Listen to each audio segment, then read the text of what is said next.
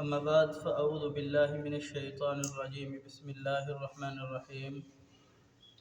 قال الله تبارك وتعالى يا أيها الذين آمنوا لا تتخذوا الذين اتخذوا دينكم هزوا ولعبا من الذين أوتوا الكتاب من قبلكم والكفار أولياء واتقوا الله إن كنتم مؤمنين یا ایھا الذین آمنوا اے وہ لوگو جو ایمان لائے ہو لا تتخذوا تم نہ بناؤ دوست الذین ان لوگوں کو اتخذوا جنہوں نے بنایا دینکم تمہارے دین کا ہزوا و لعبا کھیل اور مذاق من الذین لوگوں میں سے ان لوگوں نے اوت الکتاب جن کو اللہ رب العالمین نے کتاب دی ہے جنہیں کتاب دی گئی من قبلکم آپ سے پہلے والکفار اولیاء اور کفار کو اپنا دوست واتقوا اللہ اللہ سے ڈرے ان کنتم مؤمنین اگر تم مومن ہو۔ پیچھے گزشتہ آیات میں آپ نے سماعت فرمایا کہ اللہ رب العالمین نے ان حضرات کی مذمت بیان فرمائی ہے کہ جو اسلام لے کر کے آتے ہیں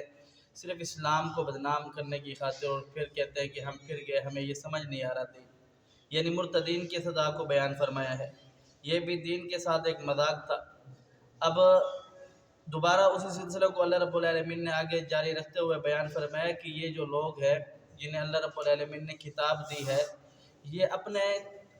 سوا کسی اور کو اپنے سے بلندتر نہیں دیکھنا چاہتے۔ یہ کہتے ہیں کہ ہم جیسا تو کوئی ہے ہی نہیں، ہم اللہ کے چہیتے ہیں، اللہ کے معاذ اللہ بیٹے ہیں، ہم اللہ کے جو بیٹے ہیں ہم ان کے ماننے والے ہیں، جبکہ اللہ رب العالمین بیان فرماتے ہیں کہ میں ان ساری چیزوں سے بری ہوں۔ قل هو اللہ احد اللہ الصمد لم یلد ولم یولد ولم یکن له کفوا احد۔ اب یہاں اللہ رب العالمین نے بیان فرمایا کہ اے ایمان والو جو لوگ تمہارے دین کا مذاق اڑائے، مذاق داڑھی کا مذاق اڑاتے ہیں، نماز کا مذاق اڑاتے ہیں، سنتوں کا مذاق اڑاتے ہیں، پیارے حبیب پیغمبر علیہ السلام صحابہ کرام کو قضائے حاجت کے، ہر طرح کے جماع کے، ہم بستری کے، ازواج کے ساتھ رہنے کے، گھر والوں کے ساتھ رہنے کے طریقے سکھاتا ہے، اس چیز سے مذاق اڑاتے ہیں۔ تو اللہ رب العالمین نے بیان فرمایا کہ اے ایمان والو جو لوگ تمہارے دین کا مذاق اڑائے ان لوگوں کے ساتھ تم دوستی نہ رکھو، ان لوگوں کے ساتھ دل لگی نہ رکھو، ان سے دور ہٹو، یہ ایمان کا معیار ہے۔ جناب ابو سعید خدری رضی اللہ تعالی عنہ بیان فرماتے ہیں کہ رسول اللہ صلی اللہ علیہ وسلم نے بیان فرمایا کوئی شخص اگر کوئی زیادتی کرتا ہے، گناہ کرتا ہے، کوئی ایسا کام کرتا ہے جو جرم ہے تو آپ کیا کریں، اس کے ساتھ اس کو ہاتھ سے روکنے کی کوشش کریں۔ تو جناب ابو سعید خدری رضی اللہ تعالیٰ عنہ بیان فرماتے ہیں کہ ہاتھ سے روکنے کی کوشش کریں۔ رسول اللہ صلی اللہ علیہ وسلم نے فرمایا اگر ہاتھ سے روکنے کی طاقت نہیں ہے، فرمایا کہ پھر اس کو زبان سے روکے، اگر زبان سے بھی نہیں روک سکتے تو کم سے کم دل کے اندر اسے ضرور برا جانے، اس کے ساتھ دلی دوستی نہ رکھے، دلی میلان نہ رکھے، اس سے دور ہٹے۔ اور رسول اللہ صلی اللہ علیہ وسلم کی ایک اور حدیث ہے، آپ علیہ السلام نے فرمایا کہ اے میرے صحابہ تم ظالم مظلوم دونوں کی مدد کرو۔ تو پیارے حبیب پیغمبر علیہ السلام نے صحابہ کرام سے سوال کیا، اللہ کے رسول مظلوم تو سمجھ آتا ہے کہ وہ کٹ رہا ہے، پس رہا ہے، اس کے ساتھ ظلم ہو رہا ہے، اس کے ساتھ زیادتی ہو رہی ہے، اس کے ساتھ تو ہم ساتھ دیں، ظالم کا کیسے ساتھ دیں؟ پیارے حبیب پیغمبر علیہ السلام نے فرمایا کہ ظالم کو ظلم سے روکنا یہ اس کا ساتھ ہے، کہ وہ جو ظلم کر رہا ہے اس کو اس ظلم سے روک دے۔ اس کا ساتھ یہ ہے کہ وہ اگر ظلم سے رک جائے گا تو اس کے جو نام اعمال میں گناہ لکھے جا رہے ہیں وہ کم ہو جائیں گے۔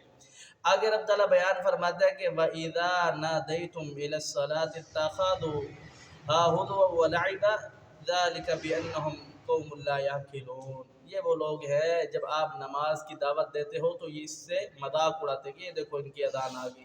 یہ کیسا طریقہ کار ہے، تو یہ اس کا مذاق بناتے ہیں، اس کا کھیل بناتے ہیں، اس وجہ سے بناتے ہیں ذَلِكَ بِأَنَّهُمْ قَوْمٌ لَا يَعْقِلُونَ، یہ ایسی قوم ہے جو عقل نہیں رکھتی، سمجھ نہیں رکھتی، یقیناً انہیں پتہ نہیں ہے۔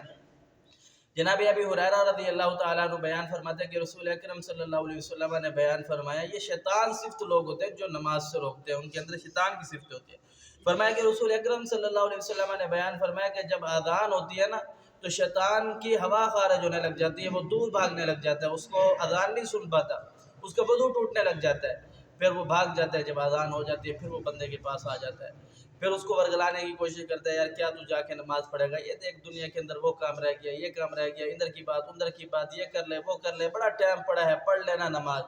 تو بندہ اس کے اندر مشغول، جو بندہ اس کو چھوڑ کر کے پھر اپنا اللہ رب العالمین کو یاد کرتا ہوا، اس کو دھتکارتا ہوا آ جائے، نماز کے اندر کھڑا ہو جائے، اور پھر جب اقامت ہونے لگتی ہے تو پھر وہ بھاگ جاتا ہے اقامت کی وجہ سے۔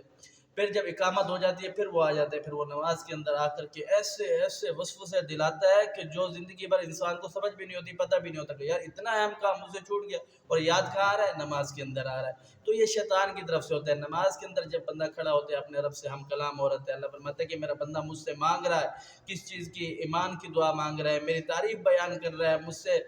سیدھے راستے کی دعا مانگ رہا ہے۔ نماز کے اندر بڑی بہترین دعائیں ہیں جو اللہ رب العالمین کے ساتھ انسان ہم کلام ہوتا ہے۔ اللہ فرماتا ہے کہ نماز کے اندر جب بندہ کھڑا ہوتا ہے میں اور میرا بندہ ہوتے ہیں، اور تیسرا کوئی بھی نہیں ہوتا۔ اتنا بڑا عظیم عمل، پھر اس کے اندر شیطان آ کر کے وسوسے ڈلاتا ہے کہ یہ انسان اپنے رب سے جو اس کا تعلق جڑا ہوا ہے اس سے میں منقطع کر دوں، ایسی ایسی چیزیں یاد دلواتا ہے۔ اس کا رسول اللہ صلی اللہ علیہ وسلم نے حل بیان فرمایا کہ جب کبھی تجھے ایسا معلوم ہو کہ شیطان تجھے نماز کے اندر وسوسے دلا رہا ہے، تو اپنی نماز سے بیدار ہو رہا ہے، تو کیا کر 3 مرتبہ اعوذ باللہ من الشیطان الرجیم پڑھ کر کے اپنے دل کی طرف تھوک دے، دھتکار دے کے پھر شیطان مردود، اور اس چیز کی طرف